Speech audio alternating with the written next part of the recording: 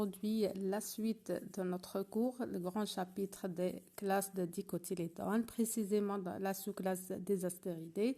Je reste toujours à vos dispositions. N'hésitez pas de me contacter pour plus d'informations pour les questions par mail déjà affichées dans la diapo.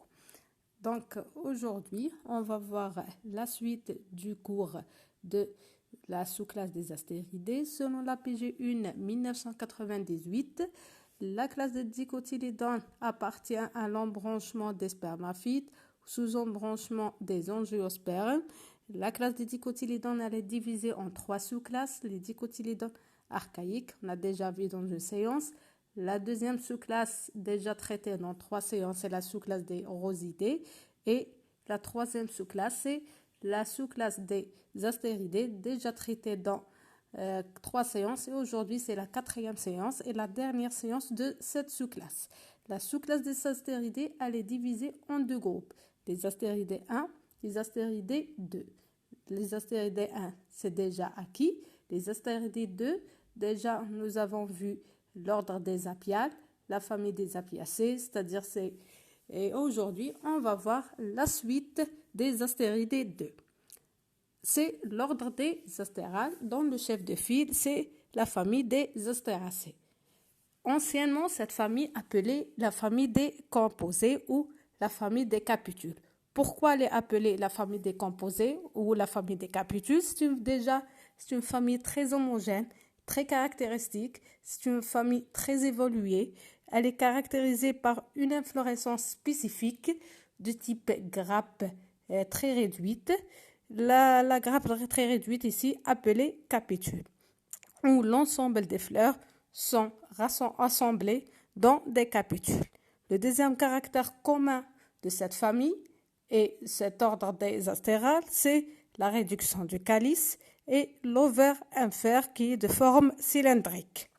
Puisque nous avons déjà dit que c'est une famille très évoluée, l'un des caractères d'évolution, c'est le port herbacé. Donc la majorité des espèces et des plantes appartiennent à cette famille, c'est des espèces herbacées.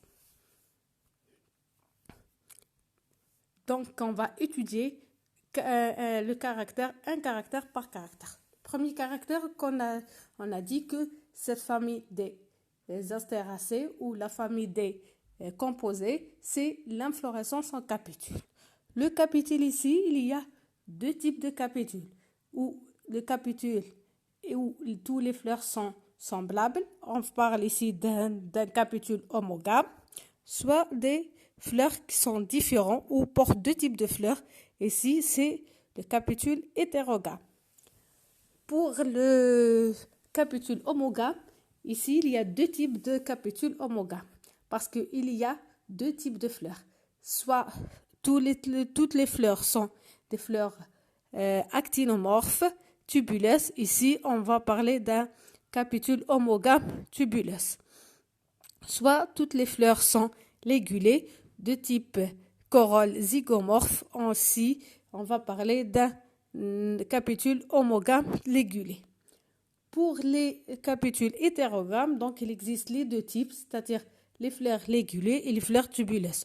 Généralement, les fleurs tubuleuses se trouvent dans le centre et les fleurs ligulées à corolle zygomorphe se trouvent dans la périphérie.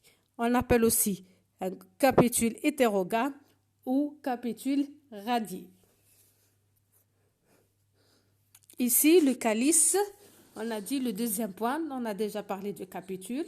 Le deuxième point, c'est le calice. Le calice, généralement, après la fécondation, il se dégénère.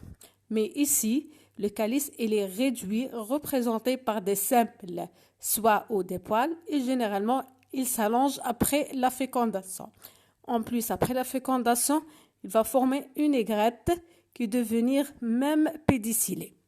Donc, premier caractère, c'est le capitule. Deuxième caractère, c'est la persistance de calice, puis le calice va se réduire sous forme des soies ou des poils. Troisième point, c'est l'androcée-isostémone avec une cénantérée. C'est quoi la cénantérée? La cénantérée, c'est la soudure des étamines par leur antère. Note abonnée, il faut fixer que la cénantérée aussi, c'est l'un des caractères d'évolution.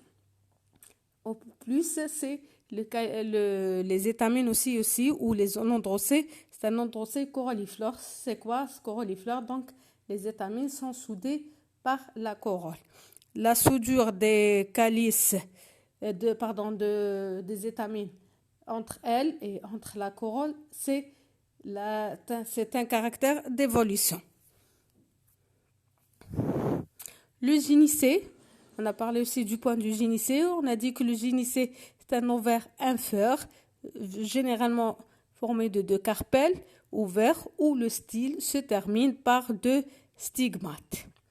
Le fruit aussi, ici, c'est un fruit caractéristique. C'est un fruit sec indéhiscent de type akène, mais il est souvent surmonté par des poils ou des soies qui proviennent ces soies, il provient de calices persistants. Qu'on appelle ici, c'est le fruit en forme d'aigrette, akène à aigrette. On a terminé par les caractères spécifiques de la famille. Un petit rappel ou récapitulatif. Donc, famille décomposée, famille caractéristique par inflorescence en capitule, soit capitule homogame ou hétérogame. Deuxième point, c'est l'androcée synanthéré. Troisième point, c'est le calice réduit après la fécondation à des soies. Et le quatrième point, c'est l'ovaire inférieur à 2 carpelles à stigmates biphytes. On distingue selon l'appareil de sécrétion 2 groupes des astéracées. Les astéracées ou à plantes à latex et les astéracées des plantes à huile essentielle et à résine. Le latex, on a déjà vu en première année que c'est une matière où c'est un composé laiteux de couleur blanche. Et les huiles essentielles, ce sont des métabolites secondaires odorantes volatiles. Ici, pour les plantes à latex, généralement on trouve les espèces qui portent des capitules homogames à fleurs ligulées, citant le pissenlit, qui est le handba. Les plantes à huile essentielle ou à résine, on trouve généralement les plantes à capitules homogames tubuliflores, le cas de l'artichaut, le garnoun ou le qarnoun, et les plantes à fleurs et à capitules radiés, c'est-à-dire hétérogames, c'est le cas de la camomille. Voilà ici, c'est quelques photos et quelques images des capitules. À ma droite, c'est la chicorie, c'est une inflorescence aux capitules homogames à fleurs ligulées. Ça on appelle ici la chicorie. Au milieu, on trouve, c'est le latex, c'est-à-dire les plantes à latex. Là, à ma gauche, c'est le capitule homogame tubuleuse. C'est le cas de la cynanthérée. Voilà quelques photos du terrain. C'est le cas de pissenlit, la chicorie, le chardon-marie et l'artichaut. Ici, c'est le capitule hétérogame. Formé ici, c'est une photo de la camomille. Ce qui est en blanc, c'est les fleurs zygomorphes ligulées. Ce qui est en milieu, c'est les fleurs tubuleuses actinomorphes. Donc, il y a 2 types de fleurs. On peut citer quelques espèces ornementales, même médicinales. C'est le cas de la souci, le cas de sénicio, le cas de la camomille et le cas de l'arnica.